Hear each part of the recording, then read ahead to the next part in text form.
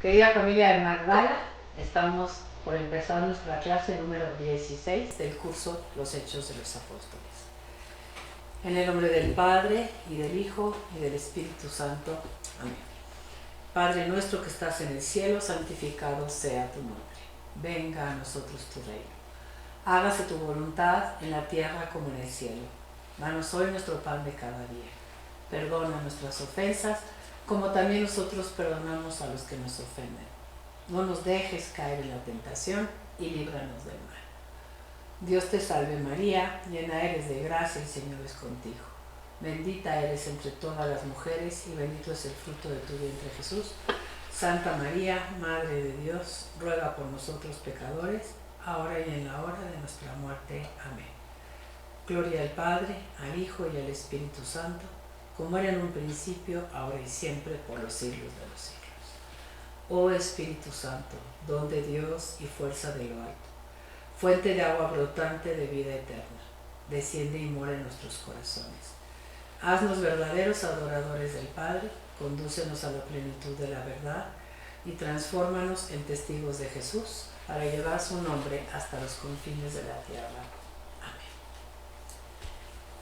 Les recuerdo en qué parte de nuestro curso estamos. Es en la parte número 4, que se llama Las primeras misiones, que habíamos dicho que tenía 6 subtemas, de los cuales estamos en el tercero. El primer subtema fue la institución de los 7 ministros helenistas. El segundo fue la historia de Esteban, su martirio y aquel discurso tan bonito y tan largo que San Lucas elabora y pone en labios de su testigo. Y ahora estamos en el número 3, que es la actividad de Felipe. La clase anterior terminamos de ver toda la actividad de Felipe en Samaria, como, pues podríamos decir que hay una receta mágica. Nada más tenemos que abrir la boca, predicar a Jesús, y los que oyen se convierten.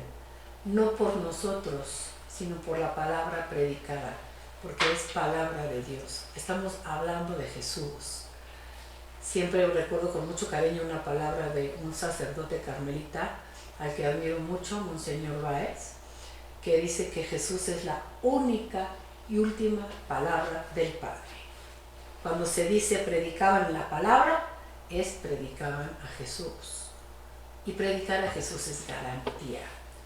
Porque no me estoy predicando a mí misma, porque no estoy predicando mis ideas, sino estoy predicando a Jesús, que es la palabra definitiva del Padre. Una cosa habló el Padre, su Hijo Jesús, dice Monseñor Báez. Entonces, cuando uno predica a Jesús, los demás escuchan, el Espíritu Santo entra en acción. Y no solamente en el que habla, sino también en los que escuchan. Y yo quisiera invitarlos a todos a regocijarse hoy, porque el Espíritu Santo ha trabajado en cada uno de ustedes y ha dado ese testimonio a través de los mensajes que recibimos que dicen, doy gracias a Dios por esto. Es la acción de Dios en nosotros la que nos va haciendo descubrir que Él ha sido el que se ha acercado a nosotros y que hemos recibido este grande regalo de parte suya. Los habitantes de Samaria creyeron en Cristo, no en Felipe. Y ahora vamos a acompañar a Felipe en otro episodio, en otro lugar. Tenemos nuestro mapa que nos ha ayudado a ir viendo cómo Felipe va caminando, porque el Evangelio es dinámico, el Evangelio no es estático, no me puedo quedar encerrado en mi casa, nada más rezando, orando. Tengo que salir como salía Jesús, tengo que llevar el Evangelio, mis pies tienen que servir de mensajero para el Evangelio. Y entonces vean cómo en el mapa aparece la actividad de Felipe, que después de estar en Samaria va a bajar cerca de Jerusalén y va a terminar su actividad en Cesarea, en la costa del Mediterráneo. Para este momento tenemos el texto de Hechos de los Apóstoles, capítulo 8, versículo 26 al 39. Nuestra Biblia de Jerusalén tiene un título que es Felipe bautiza a un eunuco. El padre Carrillo le pone un nombre fuertísimo. Dice, Felipe a merced del Espíritu Santo.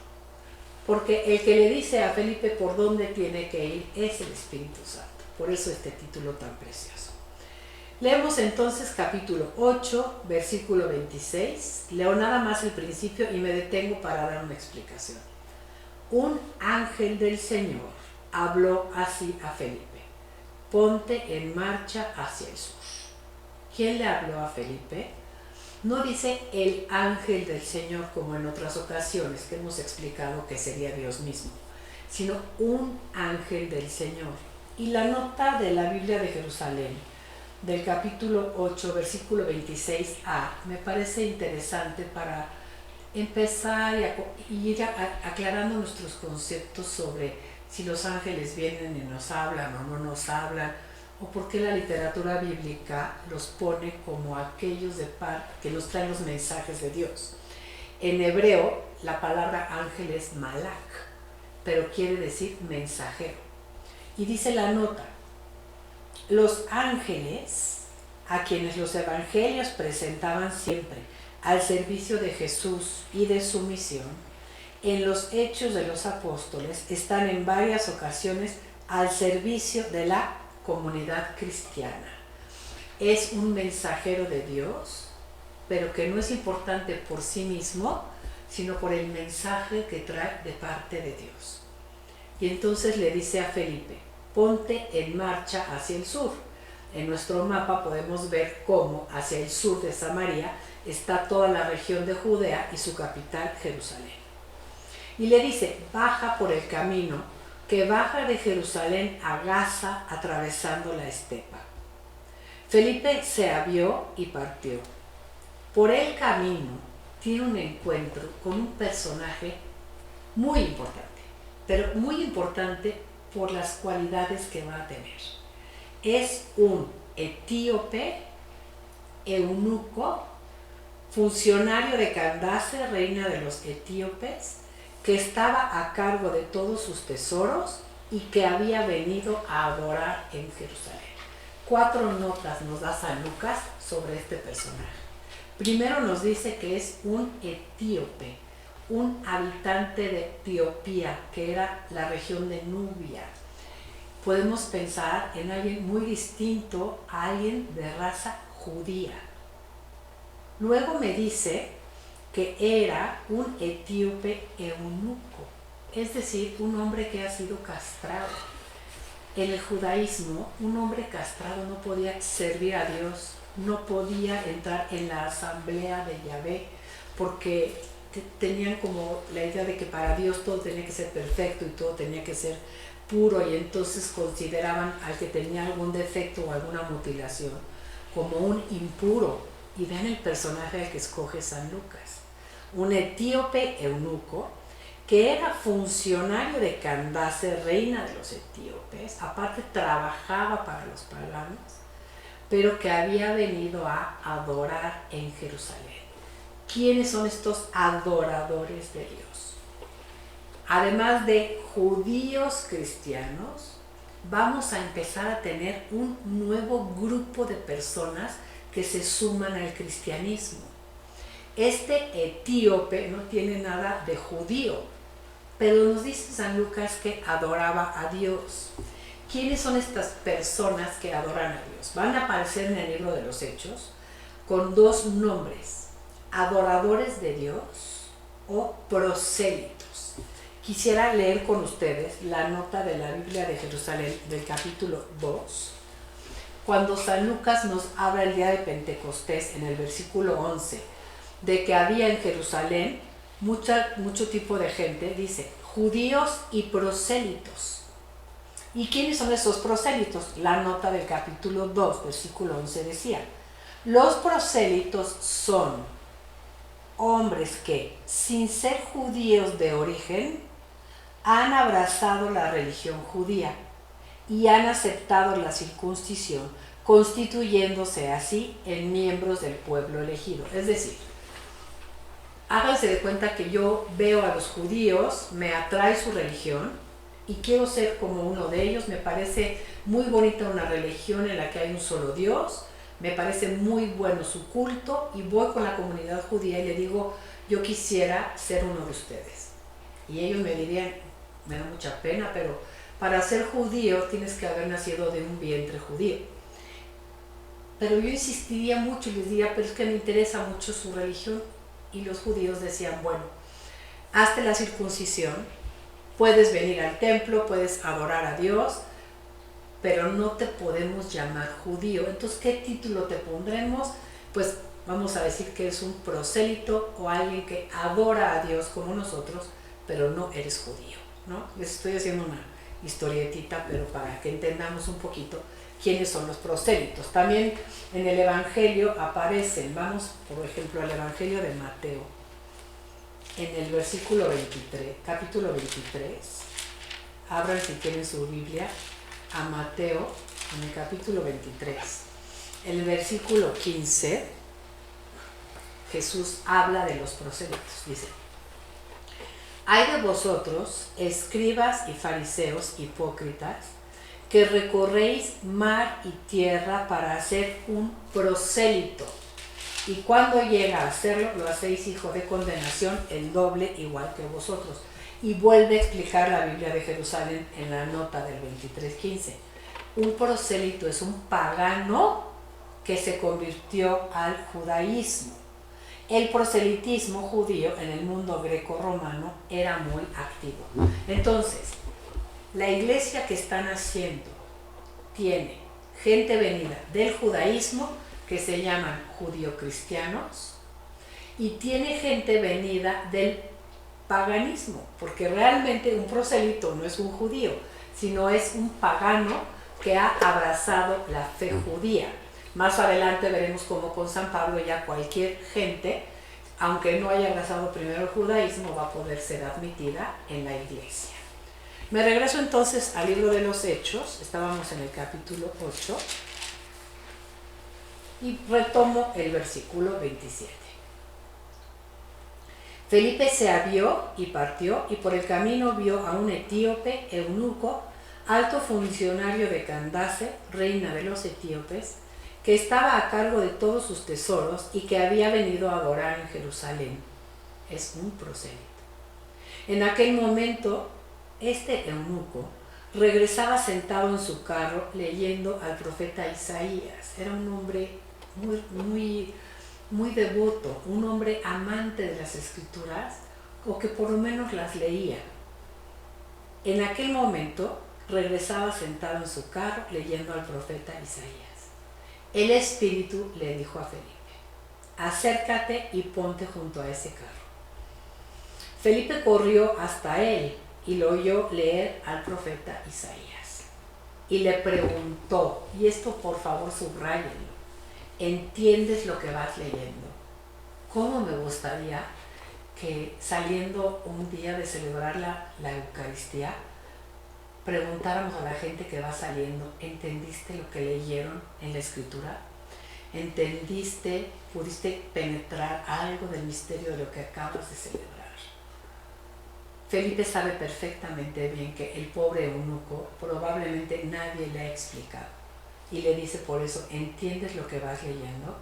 Y él le contestó una frase que nos debe de hacer reflexionar mucho a nosotros: ¿cómo lo puedo entender si nadie me guía en la lectura?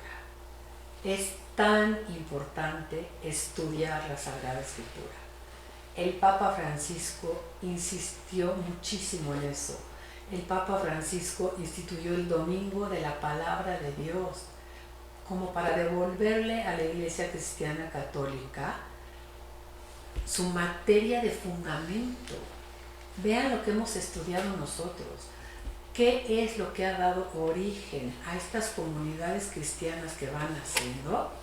La predicación y la escucha de la palabra de Dios.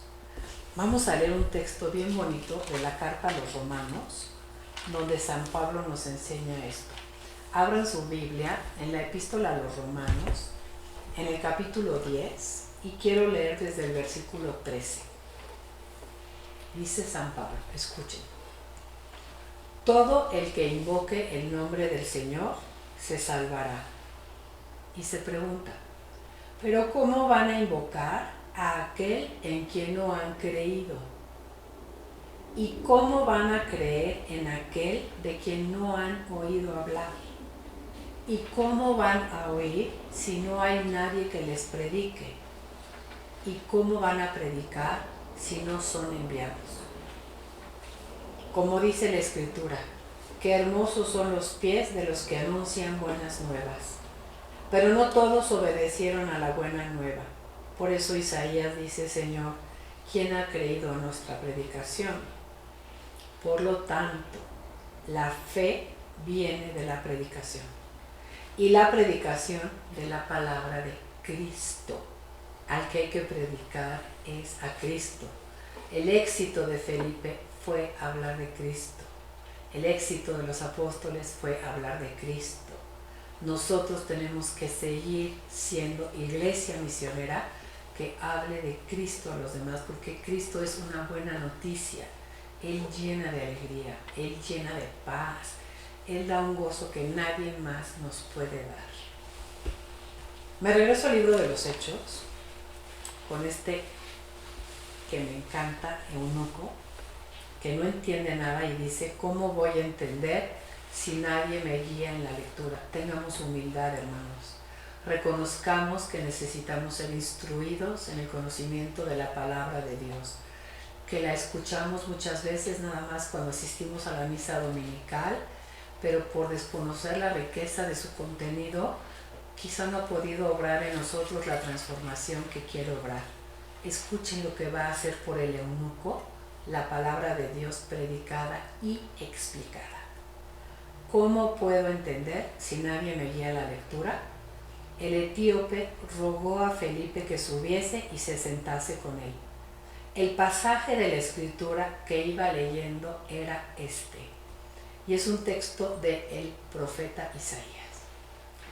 Fue llevado como una oveja al matadero, y como un cordero mudo delante del que lo trasquila, así él no abrió la boca. En su humillación le fue negada la justicia. ¿Quién podrá contar su descendencia? Porque su vida fue arrancado de la tierra. Quizá te estés preguntando, ay, pero ¿cómo no vas a saber de quién habla si está hablando de Jesús? El eunuco no ha oído hablar de Jesús. El eunuco nada más ha leído las Escrituras, pero como desde el judaísmo. Pero la venida de Jesús y la venida del Espíritu Santo en Pentecostés proyecta una nueva luz sobre las Escrituras. Entonces no leo a la judía, sino leo desde Jesús también. Necesito conocer la manera judía de leer y necesito conocer la luz que proyecta Jesús sobre el mismo texto. El eunuco lo ha leído y se pregunta, no entiendo de quién habla. Y Felipe le va a explicar. El eunuco le preguntó a Felipe, te ruego que me digas, ¿de quién dice esto el profeta Isaías? ¿Quién es ese cordero llevado al matadero? ¿Quién es ese que no abrió la boca? ¿Habla de sí mismo el profeta Isaías o está hablando de alguien más? Y Felipe entonces, por favor subrayen su Biblia con muchas rayas, porque este es como el programa de un evangelizador. Este es el programa que nosotros tenemos que seguir. Felipe tomó la palabra y partiendo de este texto de la Escritura, se puso a anunciarle la buena nueva de Jesús. Felipe, a partir de un texto de la Escritura judía, se puso a anunciarle quién es Jesús, porque Felipe está lleno del Espíritu Santo. El Espíritu Santo hace que leamos la Escritura de una manera diferente. Les voy a recordar algo que ya estudiamos. Cuando Jesús resucitó, se encuentra con los dos discípulos de Emaús. Abran su Biblia en el capítulo 24 del Evangelio de San Lucas. Y nos encontramos con unos discípulos de Emaús que venían muy tristes, porque ellos tenían una esperanza, podríamos decir la esperanza judía, del Mesías dominador, de un Mesías que viniera a liberarlos y que estableciera el reinado de Dios en el mundo a través del pueblo judío. Y lo que ellos vieron con sus ojos humanos fue que Jesús sí había dicho que él era el Mesías, pero que había muerto crucificado. Es decir, ellos se habían quedado en una lectura que no era la lectura completa de la Escritura. Fíjense cómo les dice. En el capítulo 24 de San Lucas, en el versículo 18, Jesús se les aparece a estos caminantes y dice: uno de ellos, llamado Cleofás, le dice: ¿que eres el único residente en Jerusalén que no se ha enterado de lo que ha pasado ahí estos días? Él les dijo: ¿qué ha ocurrido? Ellos le contestaron: lo de Jesús el Nazoreo, un profeta poderoso en obras y palabras a los ojos de Dios y de todo el pueblo. Cómo nuestros sumos sacerdotes y magistrados lo condenaron a muerte y lo crucificaron. Nosotros, según nuestras escrituras, esperábamos que iba a ser Él quien liberaría a Israel. Pero con todas estas cosas llevamos ya 3 días desde que esto pasó. Lo único que vimos es lo que dicen las escrituras. Lo que vemos es que el crucificado no tiene nada que ver con las escrituras. Ya nos vamos muy tristes.